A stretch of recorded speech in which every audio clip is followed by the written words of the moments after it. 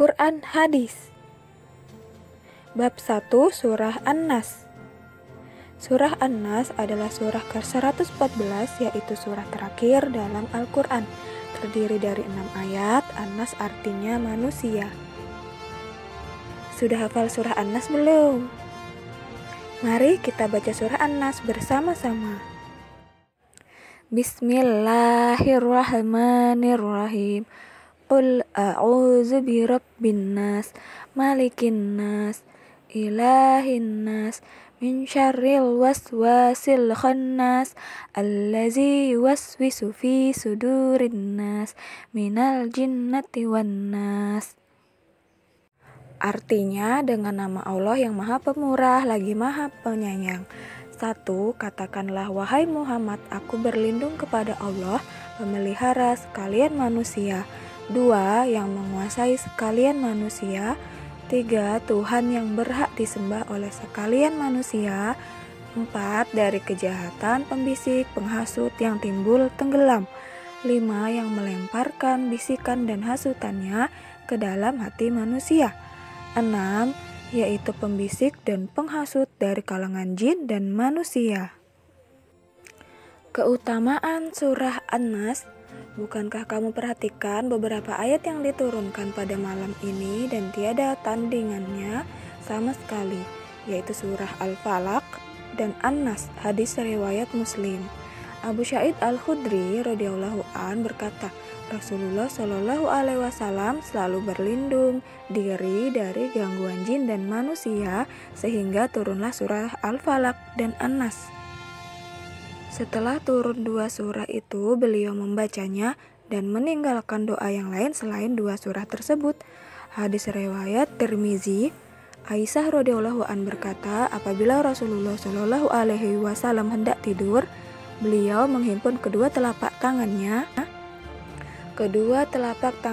kemudian meniupnya 3 kali seraya membaca Al-Ikhlas, Al-Falaq, dan An-Nas. Setelah itu beliau mengusapkan telapak tangannya ke seluruh badannya sejauh yang terjangkau oleh tangan beliau, dengan memulai dari kepala dan wajah, lalu badan bagian depan. Beliau melakukan itu sebanyak 3 kali.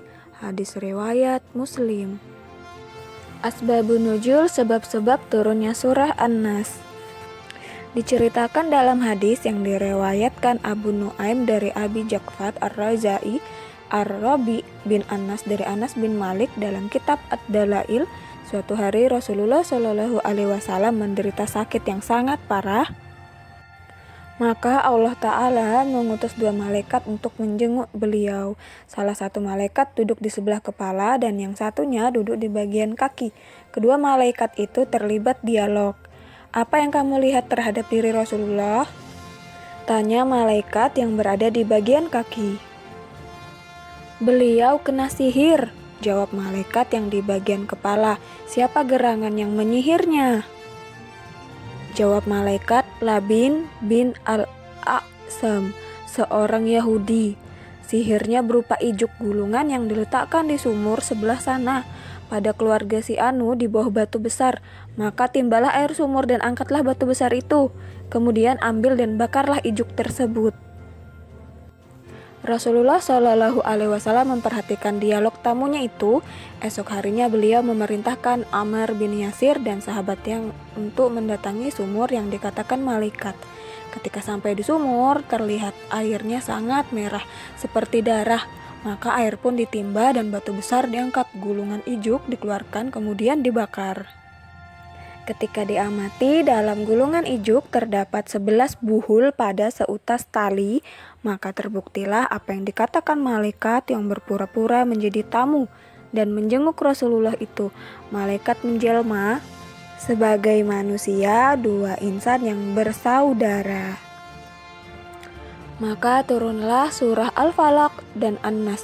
Sehubungan dengan sakitnya Rasulullah, beliau diperintahkan Allah Ta'ala membaca kedua surah tersebut. Setiap 1 ayat dibaca, maka lepaslah buhul tali pada gulungan ijuk yang digunakan untuk menyihir beliau. Maka begitu beliau selesai membaca, badan pun sehat kembali seperti sedia kala. Demikian asbabun nuzul surah Al-Falaq dan An-Nas. Inilah al-mu'awwidzatain yang menuntut pembacanya menuju tempat perlindungan. Surah ini baik untuk diamalkan untuk berlindung dari godaan setan, jin maupun sihir manusia. Apakah kalian pernah mengikuti ruqyah syar'iyah? Jika belum, kalian dapat melakukan ruqyah mandiri di rumah atau di kelas bersama-sama teman, seperti yang telah ibu guru ajarkan pada kakak kelas kalian sebelumnya. Kegiatan itu rutin kita lakukan seminggu sekali di hari Jumat ataupun Sabtu.